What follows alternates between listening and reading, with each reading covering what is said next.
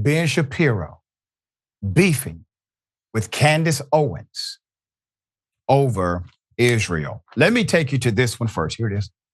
And the question was about Candace Owens. I think her behavior during this has been disgraceful. Without a doubt. I can't, what was that? Yeah, I mean, she still works for my company. I think she's been absolutely disgraceful. I think that her faux sophistication on these particular issues has been ridiculous. It's not faux sophistication, it's ridiculous. Everybody can see the moves that she's making and the things that she's saying, and I find them disreputable. Wow. All right, let's put up the tweet. I will give you the background to the saga, okay? Blessed are the peacemakers, Candace wrote, for they shall be called the children of God. Blessed are they which are persecuted for righteousness' sake, for theirs is the kingdom of heaven. Blessed are ye when men shall revile you and persecute you, and shall say all manner of evil against you falsely for my name's sake. No one can serve two masters. Either you will hate one and love the other, or you will be devoted to the one and despise the other. You cannot serve both God and money. Now, all of that's in the Bible. Now, she was pulling from a few different places. All of that's in Scripture, all right? Put up this second one. So Shapiro is slamming Owens for a commentary on the Israel-Hamas conflict. So some speculate, obviously, that the rift started in November. But the tweet I just read to you, after the comments made by Shapiro, her boss at the Daily Wire went viral. Owens posted this cryptic tweet hours later, and I just read that. And some speculate that the rift started on November 3rd, when Owens tweeted this about the genocide. No government anywhere has the right to commit genocide ever. There is no justification for genocide, okay, for genocide. I can't believe this even needs to be said or is even considered the least bit controversial to state, all right? Sounds like a reasonable tweet. As a matter of fact, probably the most reasonable thing, most decent thing Candace Owens has ever said. I find absolutely no issue with that statement, all right? So on November 5th, Owens retweeted, all right?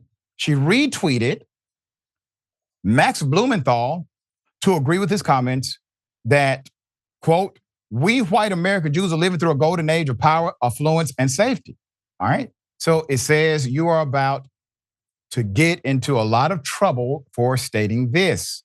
Reminds me of when I said something similar about the NAACP and BLM way back when. Oh, God. When you disrupt, she has to mess it up. When you disrupt the trauma economy and call out the not-for-profits that benefit from it, you become their next target. So Max says, we white American Jews are living through a golden age of power, affluence, and safety. Acceptance of this welcome reality threatens the entire Zionist enterprise, from lobby fronts like the ADL to the State of Israel, blah, blah, blah. All right, so it continues. There's an entire tweet about it. So the following day, Shapiro responds to the tweet, okay? And says, I think ADL is a partisan hack organization too. But retweeting Max Blumenthal, who spends his life covering for Jew haters, he says, and stumping for Israel's destruction, makes the conversation significantly worse.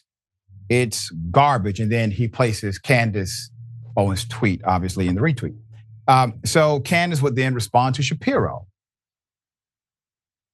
I don't know who Max Blumenthal is, but I do know that you have my number and could have informed me in earnest.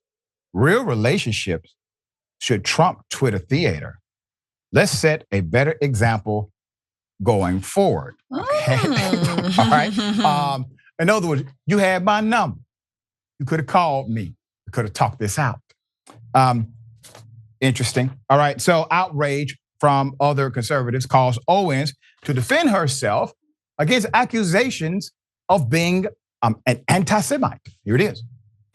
People are feeling like they can't even speak about this subject, or they can't talk to a person like the way that you and I are speaking without being called a Jew hater. And so it's kind of creating this weird situation where actually it's furthering the problem to keep calling people Jew haters. It's furthering the problem to call people anti-Semitic. It would be more helpful to actually try to see where you connect and see how you're feeling, because it humanizes things. It's like, listen, I'm not Jewish, so I don't feel as radically or as motivated as you do about the situation that's happening. I am being selfish and American and saying I don't want a single dollar to go overseas because we've been in a bunch of useless wars. And that might be upsetting to hear, but there's no anti-Semitism in my heart when I say it. It's just me being consistent in how I've always felt. I genuinely would vote against sending a single dollar to Israel, like I was vocal about not sending money to Ukraine or any other country. It's nothing personal. It's just I am very much America first. I'm looking at what's happening in America right now. I've been talking about what's happening at the universities. There's a million ways I would spend that money.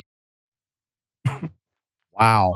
Put it up, full mass. Here's what's about to happen. Owens has since announced that she will be sitting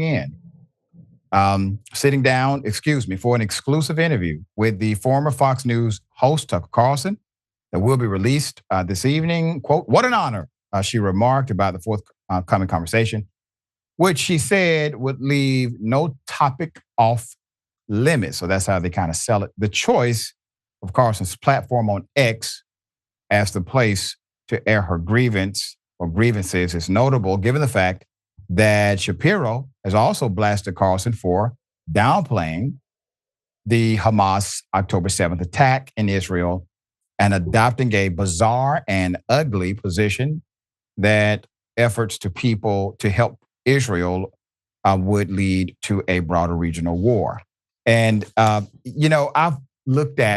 reviewed a lot of Shapiro's commentary. He seems to be quite extreme on some of this stuff, and he's also been challenged on some of the things he said previous to this as it relates to the Palestine. So remember, Palestinians, okay, let's be very clear. Israel is not at war with Palestinians. They're just killing them. The government of Israel is killing Palestinians, saying this is the only way we can kill the terrorist Hamas, the group who attacked us, because they're hiding in Palestine, according to the narrative from Netanyahu. But if Hamas was hiding in Israel, they would not indiscriminately kill Israelis in order to find Hamas. There would be exacting precision. So you need to not actually catch Hamas in order to keep the evil killing of innocent Palestinians going. And let's be very clear about the Palestinian population. They have one of the youngest demographic populations on the planet. Their median age is 19 years of age, 19.6 to be precise. 40% of their entire population is 14 years of age. 40% of the Gaza population is 14 years of age or under, okay? So those are the numbers. We're talking about children. All right? All right, Francesca, thoughts here. Yeah, no, look, I think it's important to not get waylaid by these right-wingers that are fighting. Look, Candace Owens might be right when she condemns genocide, but she absolutely is on a slippery slope to real anti-Semitism, and you see that, Yeah. We don't need Candace Owens in the Palestine liberation movement. We don't need Candace Owens in the ceasefire movement. We don't need all that. Just like I would argue that, if you're supposedly for Israel, you shouldn't get the head of Christians for Israel, who ultimately said that God sent Hitler down to earth in order to create the state of Israel. Like, there are some strange bedfellows happening right now. Yep. All I would say is Ben Shapiro is a rabid anti-Arab racist, and Candace Owens is sort of getting hip to that. She's seeing how, she, like many, many other people, is against indiscriminate killing of children. But I can only imagine that her going on Tucker Carlson's X show is both of them doing the exact thing that we who believe in Palestinian human rights and Israeli human rights are warning not to do, which is basically engaging in real anti-Semitism. And where does it come from, people? Always the right, always the right. It does not come from the left. Criticizing Israel is not anti-Semitic. It is from the likes of Candace Owens and Tucker Carlson. It is going to be an interesting saga in the next week or so after this, segment comes out.